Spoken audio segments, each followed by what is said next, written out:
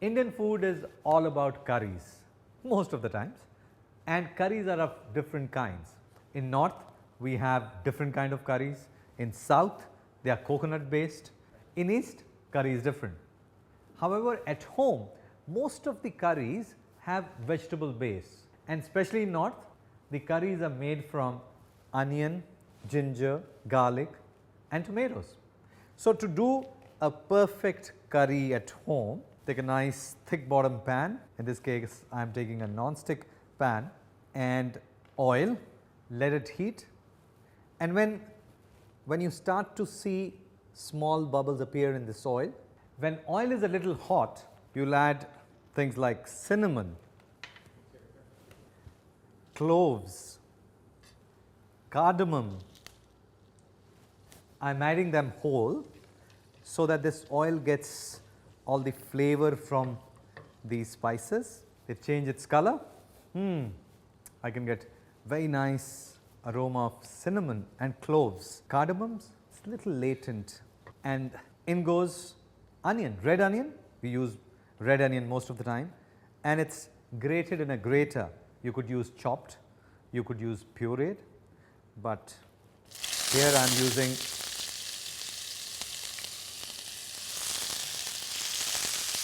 since I added onion to hot oil, there was such a big splash because onions are full of moisture.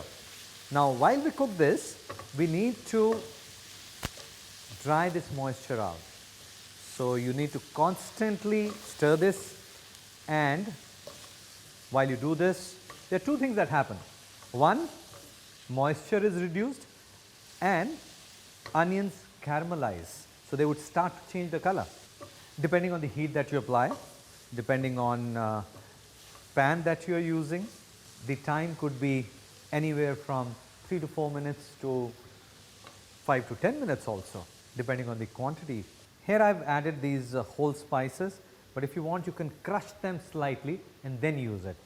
But what I have seen is people really do not like to bite into that. That is why if they are left whole, you can take them out. Do not eat them. So, you cook it with this. So, if you are not sure about the guest that you have, who you are cooking for, people who are not familiar with these spices, take them out before you serve this curry. For a curry made with onions, this is the most time consuming part. You have to be there, you cannot leave it, keep on stirring it, and you see the color change. It is now beginning to brown. We need to cook this more. You need to ensure that the color is even. For that, pieces of onion, whether you are grating, chopping or slicing onion, make sure the pieces are even, nice and golden brown. Look at this. Now it is nicely browned, caramelized. Actually, to ensure that it does not burn, I am adding little water to it. So, whenever you are cooking at home, if you are not sure, then add some water. This is a tip not many people would share. Look at the evenness in cooking now. Perfect color. Now, time to add ginger paste and garlic paste. Ginger and garlic ground, made into a paste, and mix this. Cook it for some time, not too long. Homogeneous, almost. And now some spices to this. Now I need to add some spices so that this becomes a curry, typical Indian curry, especially from north, because it has onion and then ginger and garlic and some tomatoes.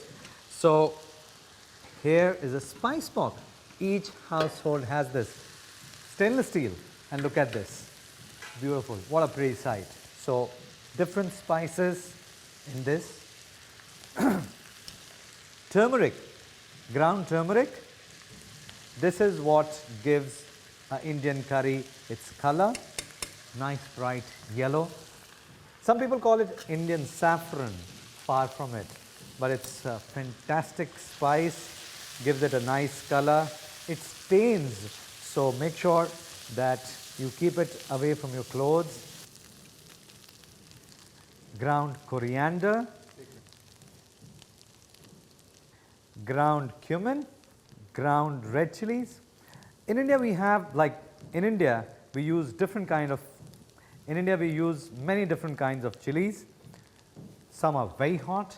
Actually, hottest chili in the world now comes from India, from northeast of India, a variety called Bhoot Jolakia. Yes, really, really hot. Make sure you cook this for some time. I can smell all these spices. Chili, I can feel it in my nose.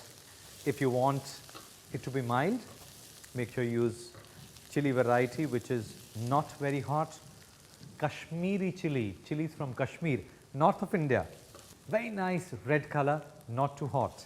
Mix this, and now it's time to add all the spices nicely cooked. Time to add fresh tomatoes pureed.